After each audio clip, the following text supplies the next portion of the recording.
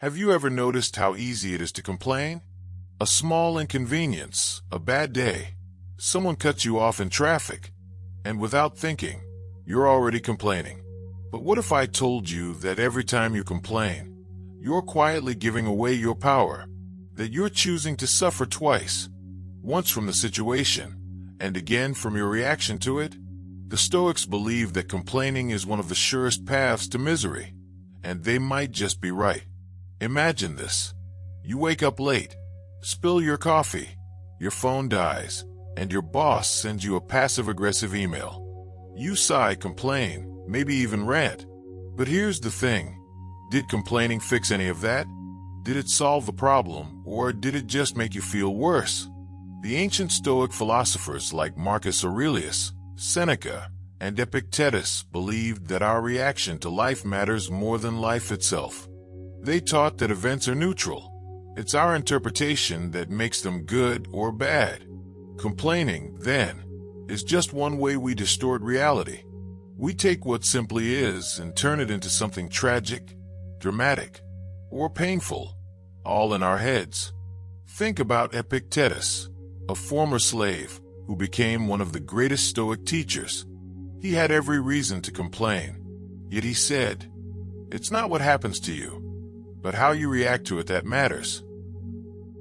That line is powerful because it means we are never truly helpless unless we decide to be.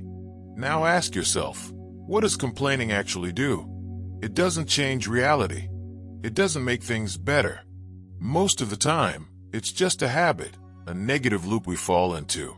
And like any habit, the more you do it, the more natural it feels. Eventually, you don't even notice you're doing it. Life becomes this endless chain of "this isn't fair. This shouldn't have happened. Why me?" But Stoicism tells us to pause and say, "Why not me?" Marcus Aurelius, the Roman emperor who faced wars, betrayal, disease, and personal loss, still wrote in his journal, "Do not be overheard complaining, not even to yourself." That's how committed he was. Not because he wanted to bottle things up, but because he understood that complaining is a form of weakness. It feeds the idea that we are victims of life, not participants in it. Here's the truth the Stoics understood deeply.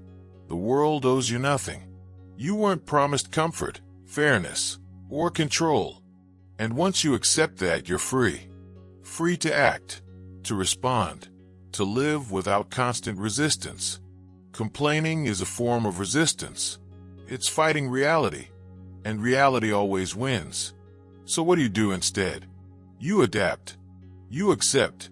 You take the energy you would have wasted on complaining, and you use it to improve something, even if it's just your attitude. Let's say you're stuck in traffic. You can honk, curse, complain, or you can breathe, listen to a podcast, reflect on your day. One path leads to anger, the other leads to calm. The situation is the same. You are the variable. Seneca wrote, "He is most powerful who has power over himself." And that includes your words, your thoughts, and yes, your complaints. Because what you say shapes how you see the world. Constantly speak negativity, and your life will feel negative. But choose silence, reflection, or acceptance, and your life will feel lighter, stronger, more under control. It's not easy. We're human. We're emotional. Sometimes we need to vent, but venting should be rare, intentional, not your daily language. Complaining is like drinking salt water. The more you do it, the thirstier you become. Instead, Stoicism teaches us to ask better questions. Not "why is this happening to me?" but "what can I learn from this?" Or "how can I respond with virtue?" Or even just, "can I let this go?" Most of life's little annoyances aren't worth the weight we give them. And here's something powerful. The moment you stop complaining, you become different. You stand out. You become someone who others admire. Not because your life is perfect, but because your mindset is. You show strength in silence, grace in discomfort, wisdom in chaos. That's Stoicism. That's self-mastery. So next time something goes wrong, and it will, pause. Don't complain. Don't react. Just observe. Ask yourself what a Stoic would do. And maybe, just maybe, you'll find that the problem wasn't the situation. It was the story you were telling yourself about it.